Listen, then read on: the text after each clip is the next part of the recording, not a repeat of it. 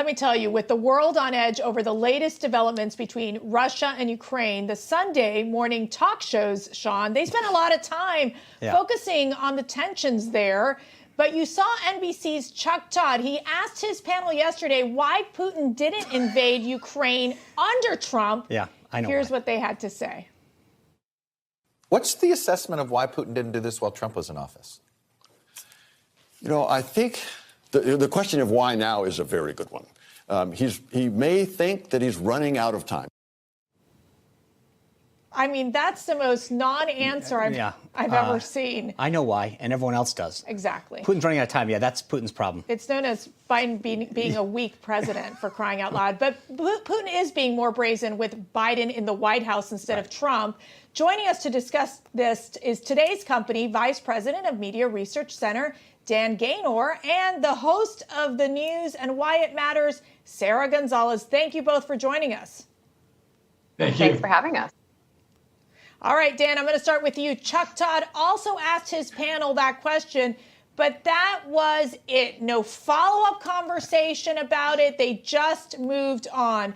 The one time you see a topic favoring Trump, they don't even want to talk about it in depth. It's so hard for them to make Trump look good. Do you think that's the case? Well, it's impossible for them because they know it's death, the network. They cannot admit that reason why is because Trump did good things. Oh, let's see. Trump had a body count of Russians in Syria when the Russians were pushing against American forces in Syria. We killed a couple hundred Russian mercenaries. Let's see. Trump bullied NATO to try to get them to spend more money on national defense to the point where he helped raise billions of dollars for NATO. Boy, I bet it's good that that money exists now. They don't want to talk about that. They can't talk about it. So they're just like, oh, we got a non-answer. It's hilarious. You know, Sarah, over at CNN, we've been talking a lot about this sort of big scandal that they had there with their top executives resigning. And Brian Stelter talked about on his show what's happening. He talked about a New York Times report that came out where Allison Gullis, who is the head of marketing for CNN, resigned for violating company rules. She was the one that was setting up these interviews with Governor Cuomo to go on Chris Cuomo's show when he was the governor. But here's something that I want to play for you that I thought really was interesting and caught my eye that Brian said that stood out. Take a listen. Why would you go through a marketing person or a promotion person? Well, they would say it's because she used to work for him. She knew him well. She was the best equipped to get the bookings that we needed. That would be the argument, right? That she's just using her connections to benefit CNN. Okay, so Sarah, I want to play this out for you a second.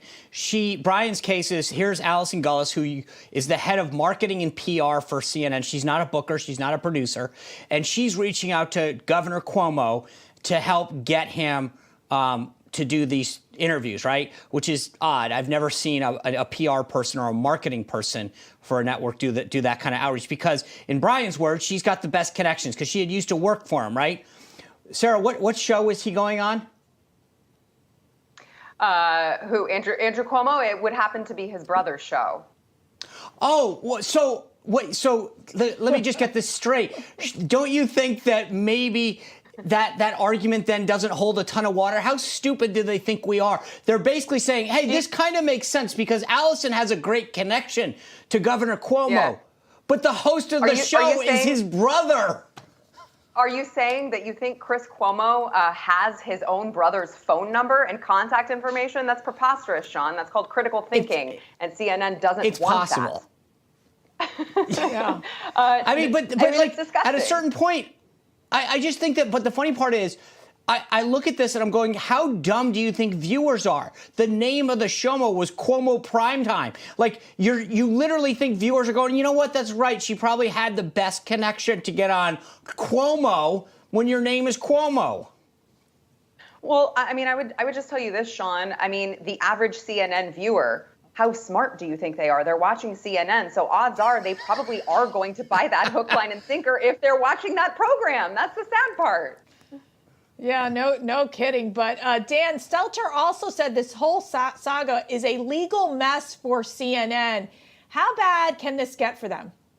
Well, and where it's bad right now is Chris Cuomo has got a high-powered Hollywood lawyer because he's trying to squeeze not just the $18 million that they owe him back out of them, but he wants tens of millions of dollars more in reputational damage, which means he's going to keep talking. They've got to pay him big time to shut him up. And it's not just a legal drama, it's a PR drama. That's what they really can't stand, and that's what all the people there at CNN are worried about. Remember, if they're saying that Gallus did this because she had good contacts, who else did she have good contacts with? How many other people did CNN make allowances for? They had 100,000 texts and emails that they've got in this report that they analyzed that no one's going to see in the Transparency Network. So, Sarah, the thing that I find interesting is the initial statements that came out when Jeff Zucker resigned said that he hadn't disclosed this office romance, right? The Wall Street Journal and the New York Times now have come out with stories over the weekend that say, and Warner Media's own statement says that Allison Gullis was let go because she violated newsroom standards and practices, which basically means that the lie that was told, and everybody knew it, that was never about a workplace romance, which means the question is, how many people at CNN were part of this, and will they be held accountable for kind of perpetrating what is really a false narrative about why this went down? Yeah, I mean, I don't think that anyone will be held accountable unless their feet get held to the fire by Chris Cuomo. Chris Cuomo, as Dan mentioned, he's the one that's driving this thing. The only reason that Jeff Zucker and Gallus are being held accountable is because of Chris Cuomo going scorched earth. So I don't anticipate that others will be held accountable, but I am at least glad that every once in a while liberals have to live by the standards that they set for everyone else. But let's be clear, they do not believe all women. They do not believe in the power dynamic structure being wrong in Me Too. They've proven that time and time again. They don't believe the lies that they are selling us. They just want everyone else to live up to their standards. Right. Dan, Sarah, thank you guys very much. Always have fun with you guys. Thank you very much. Thank you.